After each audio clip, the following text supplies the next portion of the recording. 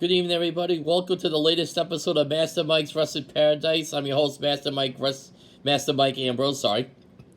Been busy the last couple weeks stuff, so I haven't been around as much, but hope to get a couple of these shows in by the weekend.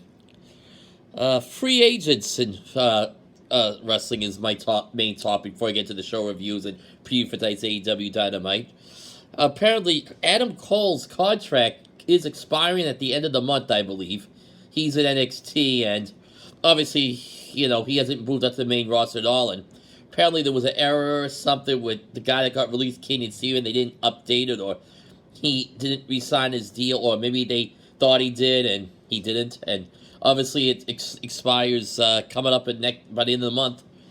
He's feuding with Kyle O'Reilly, and the rubber matches looks like they'll be having NXT Takeover 36. I don't know. I think he'd be a great pick for AEW. Because right now, I don't know if he's going to get moved up to the main roster. I would. He should have been up to the main roster 2 years ago when he had his match with Daniel Bryan and Spain. He should have been moved to the main roster 2 years ago. You don't spend that long in NXT unless you're somebody that wants to be there. Wants to be there so much, and that they don't want to move up. I know, like Johnny Gargano and Tommaso Ciampa, and obviously by associating with Gargano and his wife Candice LeRae, they're not moving up. They've been in the NXT for years now, and they're probably not going to go up, but they're like the mainstays. They're like the exceptions. They're like, see, the NXT legends, it's kind of like, they're kind of like DC, like guys that are like kind of the loyalty that they're like the local, it's like if it's a territory, they're like the legends of the territories.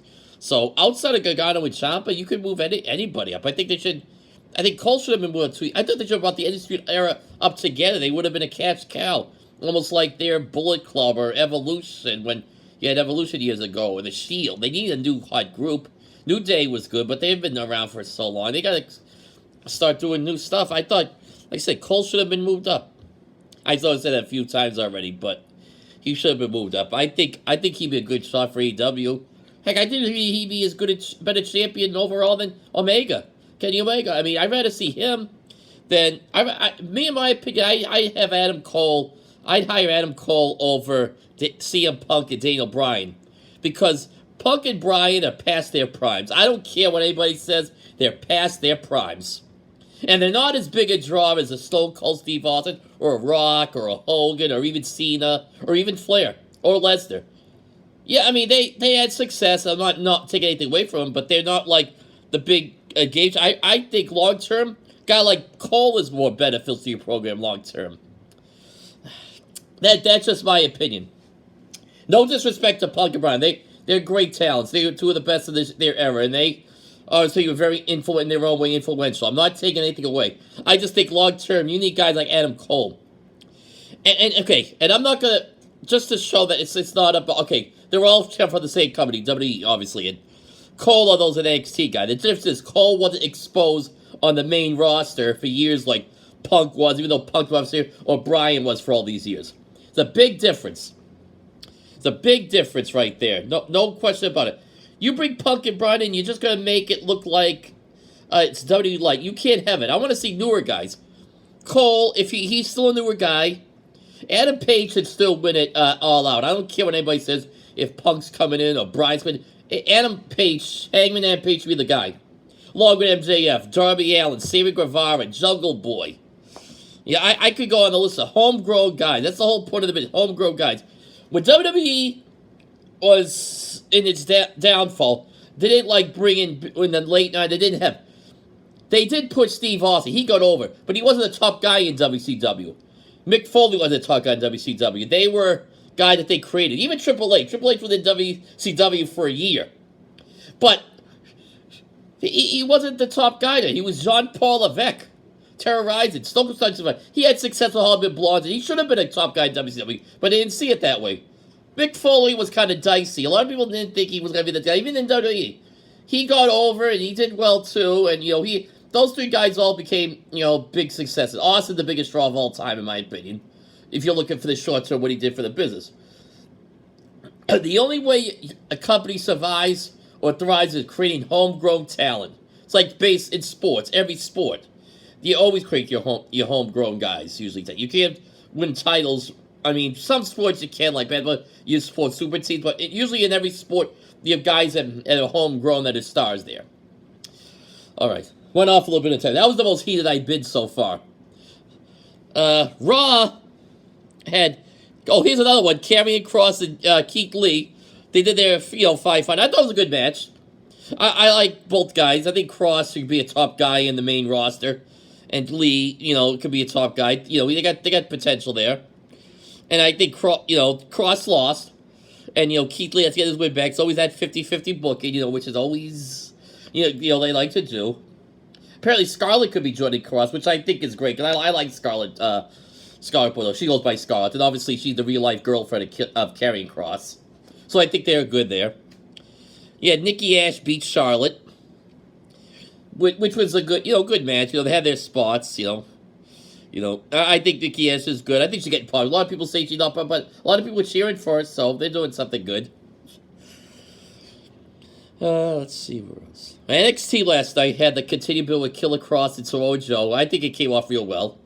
Joe does give you, he's older now, but he gives off that aura of a badass that, you don't know any minute what he's going to do, and I think that helps. I think him and Kross have a good match, really good match. Great match, possibly, if everything works right. Another good match we saw was GY, Grizzled Young Veterans of James Drake and Liverpool's #1, Zach Gibson. I'm a fan of this, by the way. I like when they say, soon to be the #1 team. I think they're a talented team. And they beat Cameron Grimes and LA Knight. Cameron Grimes, of course, was dressed up in his tuxedo outfit because he's in storyline LA Knight's butler. I thought it was pretty entertaining. I think they were a good team, for what good on-screen duo. The match was good. It was mostly a handicap match. Knight was about to be tagged. Grimes was ready for tag. Knight pretended, and he did the old jump off the apron. And Grimes put up a fight, good match. He did a Hurricane Rana to two guys at once, which is pretty impressive. Grimes a heck of a talent, trained by the Hardy family. Oh no, he didn't. I think he was trained with the father, but his father, I think he passed away. But I think his father was friendly with the Hardys and Shane Helms, the North Carolina crew. So comes from a good pedigree there. Let's see what else. Oh, there was a skit with Io Shirai and Zoe Stark where they go out for sushi at a sushi restaurant, and obviously, Io's, she's Japanese, obviously, Zoe isn't, but they're trying to get along, and Io's speaking Japanese to someone, and she asked if she knew him, but you guys were talking, and the waitress goes, I'm Japanese, because I guess, it's their language. Yeah, they're doing the odd couple tag team, they're the NXT Women Tag Team Champions, but they're trying to, work the ways to get along with each other better. And also the Cole O'Reilly, they teased that. Oh, one more thing about that. They had the Walter versus Ilya Dragunov feature, special feature, I forget what they call it. The preview for it. And it was really good. I think that's going to be a great match for the NXT UK title at TakeOver 36, which could be the match of the night. I think NXT, I wish they did a feature on USA. I don't know if they're going to do it. Show some matches from NXT UK on the 2-hour show. Because they're only on Peacock, but I think it could help a bit. Get the casual NXT viewer that may not watch NXT a lot into the product. Because the NXT does UK probably does more pure wrestling than NXT, here NXT. NXT on USA Network. Sci-Fi. Right now it's on Sci-Fi for the Olympics. Next week it'll be back to its regular channel, thankfully. No offense to the Olympics, it's a great athlete, but I haven't really watched it much. Okay. AEW tonight, 2 big matches, of course. Malachi Black's debut against Cody Rhodes. And Chris Jericho in his third labor in Jericho against Humberto Guerrero. One of my favorite cruiserweights from WCW days. I thought he was a tremendous talent. And obviously, his past issues probably haunted him through his while. He kind of has a big head, but, he's talented as heck. When he's on straight, he's as good as anybody. He was as good as anybody. Him and Rey Mysterio had some great matches and definitely influenced a lot of people to the lucha style, which, outside the NWO, probably helped WCW become #1 for those years. For the 2 or 3 years that it was around. Nitro was #1. WCW was on for 2 or 3 years.